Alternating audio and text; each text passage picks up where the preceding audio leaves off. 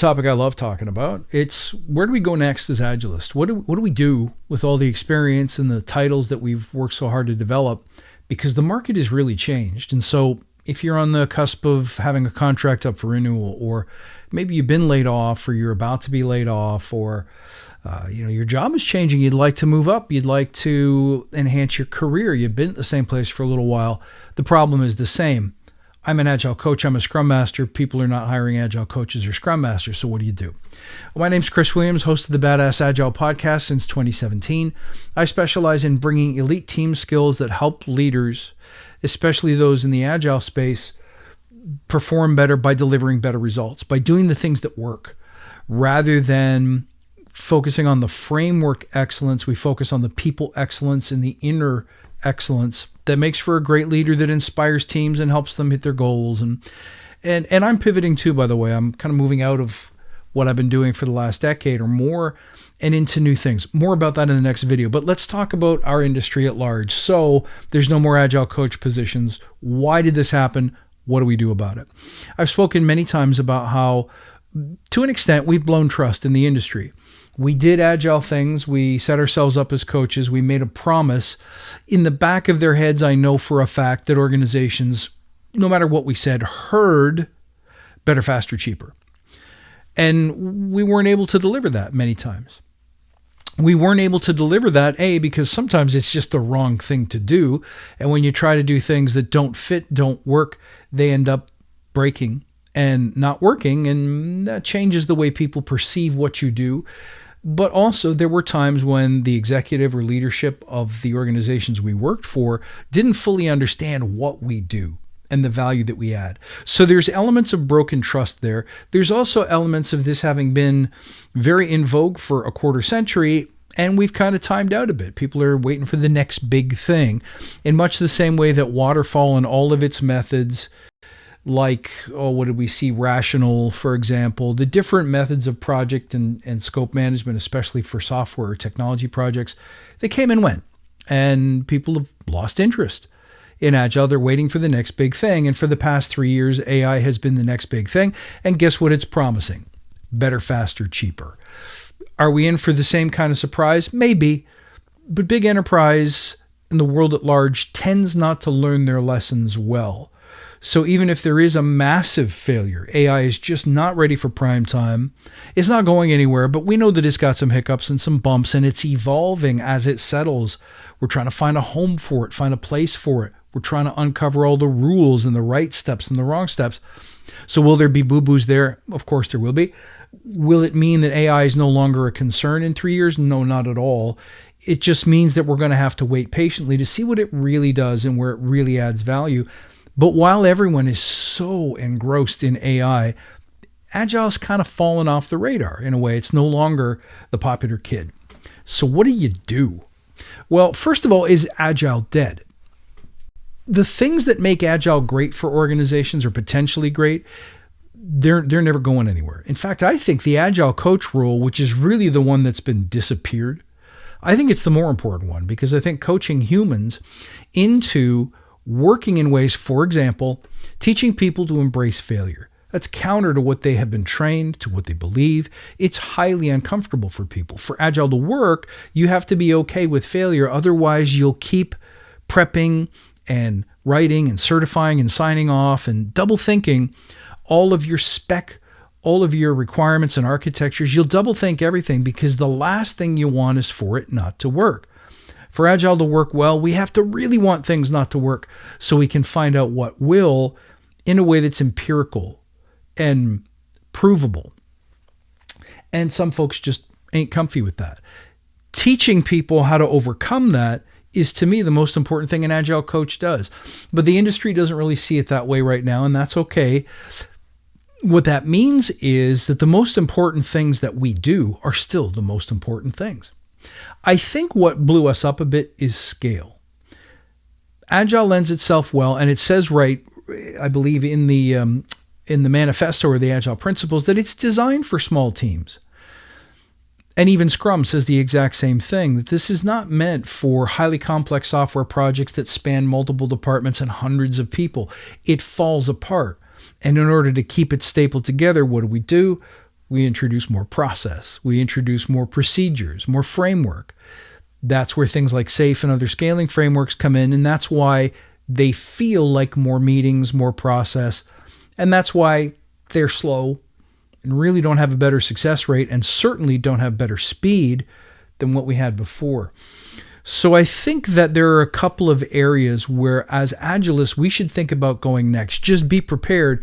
If you're waiting for the industry to come back and say, hallelujah, open up the gates, we need a ton of Agile coaches and we need them now, that day's probably not coming.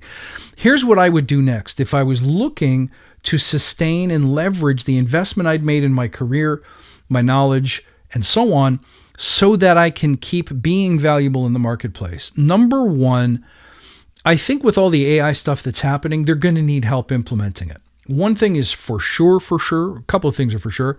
The first one being AI is increasing the expectation of speed. It's not decreasing it. They're already laying people off.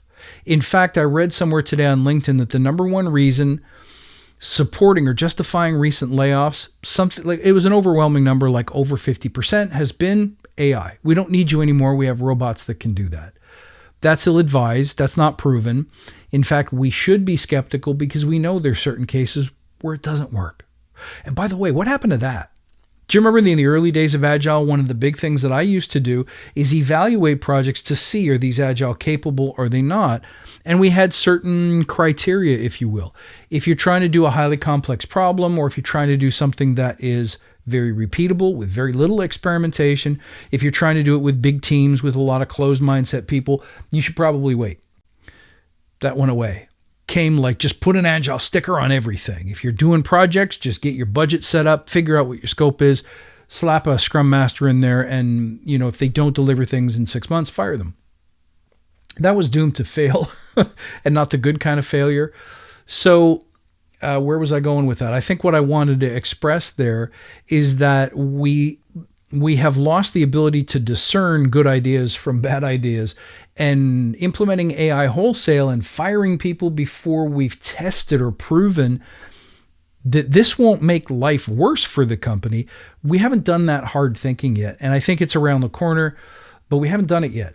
And so most companies are going to encounter an environment where they're once again understaffed and they're overtasked and therefore overwhelmed. And here's a great place for Agile to help with managing that expectation of speed and helping companies implement AI sensibly and responsibly. That's a big one. In fact, the ethics of implementing AI in the first place is something that I think companies are going to need a lot of help with.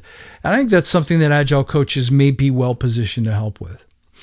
Now, a lot of people with the disappearing of Agile roles have taken a lateral step one direction or another. They've said, well, let me just take Agile coach off my resume and call myself a project manager, delivery manager. Let me go sideways and get into product management. Let me go backwards and get into straight PM or straight BA roles or testing roles. And then other people have simply changed their title to AI expert. Those kinds of moves are a little bit inadvisable because I think what we do and did as Agile professionals is still extremely important to companies, but here's the challenge. There's no new title yet. So we're all sitting there wondering how we're going to get hired for jobs that don't exist, that no one seems to be looking for. More on that in a second. But one area of AI where I think it makes sense to bring agility into the conversation is you guys are trying to go faster. You need Rails to help you go faster in a way that lets you cut or move forward with experiments based on whether they're working or not. You need that Agile mindset of lean experimentation in order to do AI well. And I think that the idea that AI can integrate with Agile by automating Scrum Master roles or tasks or Agile coaching roles and tasks, I think that's a mistake. Why? Well, as human beings, we couldn't make this thing work well enough to demonstrate value and to have a permanent and certain home in organizations. We've kind of been shipped off the island. What makes you think that automating what we used to do will somehow magically make things better or all right? It's probably not going to. It's just going to make a lot of the things that were dysfunctional and faster. which is no kind of outcome. So be careful around the integration of AI and Agile. AI is not the magic bullet for people who feel displaced from Agile. It is an opportunity, but it's not naturally, oh, you must go here. I don't see Agile and AI always having to work hand in hand. Another area where I get a lot of demand and a lot of requests is innovation and incubation. So every company has work that they do that takes a long time. There's not a lot of fresh thinking in there, and there doesn't need to be. The steady state projects, bug fixing, maintenance, building of systems that are very traditional that have kind of been done before. Installing and customizing Salesforce might be an example of something that, there's a lot of good professionals who know how to do this. They go about as fast as they can. There's no need for looking for MVPs or to do daily stand-ups. It doesn't serve the job. But there are still areas where companies don't know the answer to the question they're trying to solve. Maybe the answer is inside software, maybe it isn't, but they don't know what they're going to buy, implement, build. There's no right answer to the question, to the problem they're trying to solve. That's where Agile really shines, and it always has. So to my mind, teaching companies then how to innovate by saying these projects stay over here. They can be waterfall, they can be steady state, they can be whatever you want.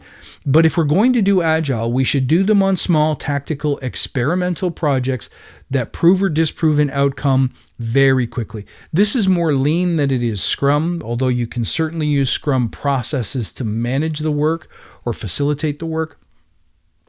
I believe that moving away from the all or nothing attitude towards Agile implementation will be very beneficial. Now, with that said, try moving out of tech with it, because I think technology departments, software development shops probably have all the Agile folks that they need. They maybe have even been able to prove, but you don't need a dedicated Scrum Master. Unfortunate, but true. What I would do is look to areas outside of technology, whether that's HR, sales, marketing, executive leadership, operations, all the different areas of an organization where Agile would help them do something better. So for example, with HR, what about a new recruiting process? What about a new benefits policy? If you're thinking about sales or marketing, what about an event that you want to run? Or what about a campaign you'd like to try and test? What about a new way of writing copy and communicating with our customers? Those are all experiments and problems to be solved.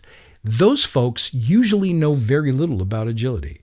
They may have heard of it, they may think they're doing it, but they really don't know how to do it well. And so there's tremendous opportunity to teach, coach, and lead teams to use Agile thinking, because once again, I believe, and I've seen that the most important factor in making Agile work is the people part.